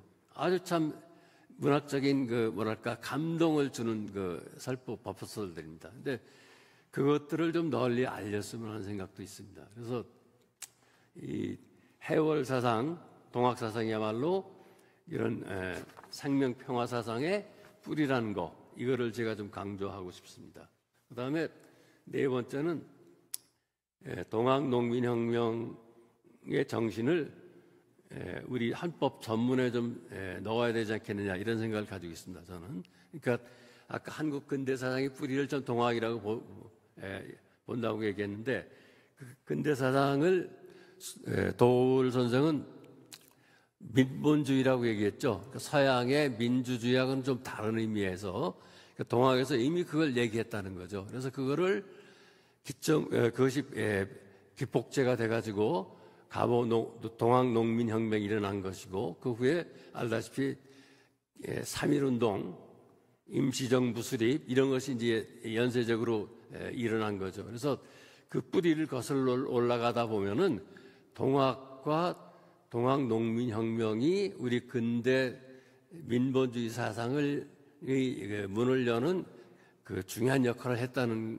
것을 이제 저는 헌법 전문에 좀 아직은 그게 뭐 쉽게 되지는 않겠습니다만은 그런 노력을 우리가 해야 되지 않겠는가, 그런 제안을 얘기했습니다. 그다음에 1920년대 천도교에서 이제 개벽이라는 잡지를 발간했지 않습니까?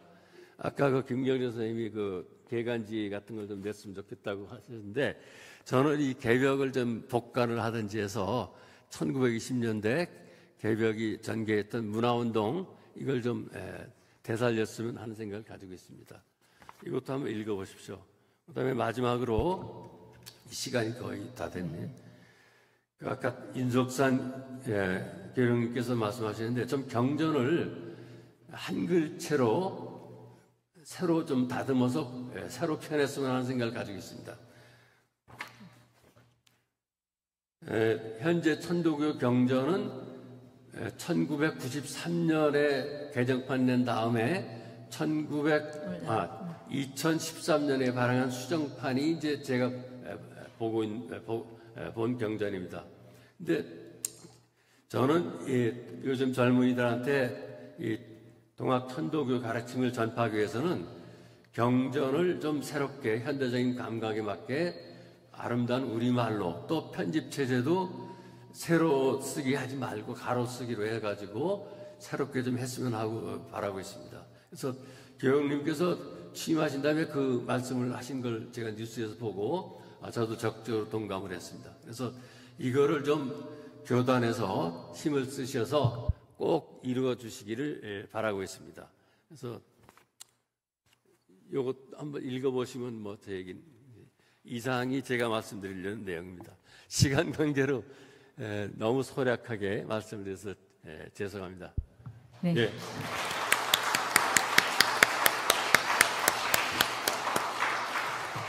예, 귀중한 말씀을 끝까지 못 들어서 너무 죄송한데요.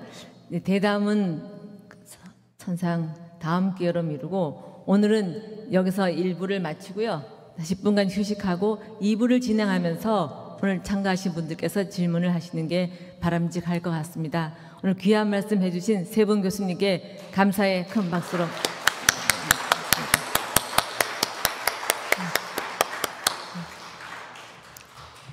이상으로 1부를 마치도록 하겠습니다.